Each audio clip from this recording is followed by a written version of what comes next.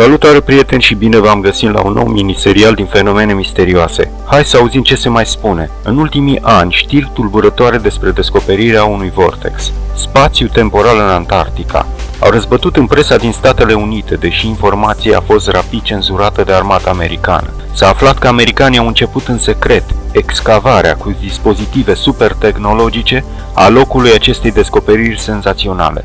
Tunelul timpului, de deasupra Antarcticii. Totul a început în anul 1995, când oamenii de știință britanici și americani au studiat vremea din Antarctica, în cadrul unui proiect comun. Au făcut o descoperire extraordinară. Fiziciana americană Mariah McLean le-a relatat cercetătorilor că în apropierea polului sud a observat în data de 27 ianuarie un vârtej de ceață cenușiu pe care l-a luat drept un simplu vortex, caracteristic furtunilor polare. Totuși, vârtejul și-a păstrat neschimbată forma, rămânând staționar.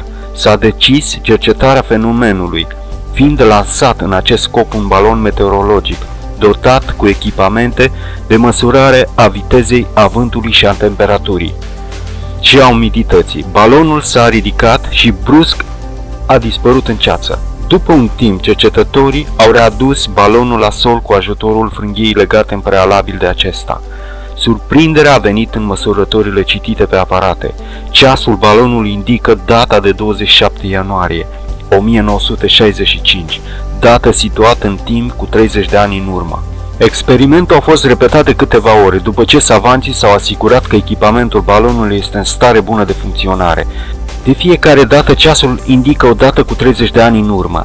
Straniul fenomen a fost denumit poarta temporală și a fost raportat la Casa Albă. Se presupune că acel vârtej de deasupra polului sud este un sui generis, tunel al timpului, ce permite trecerea în alte dimensiuni temporale.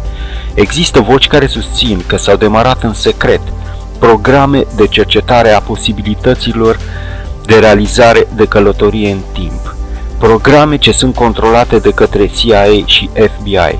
Nu există însă nicio confirmare oficială din partea autorităților federale americane, cu tremure și anomalii magnetice puternice în zonă.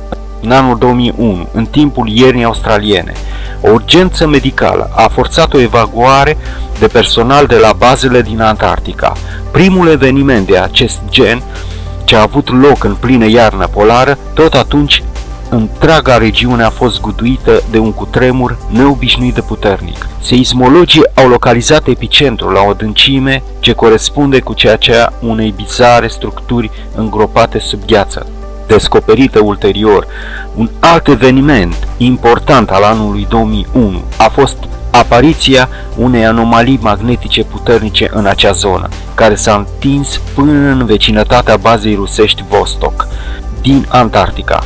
Cercetătorii ruși au fost șocați și uimiți de ceea ce au văzut atunci.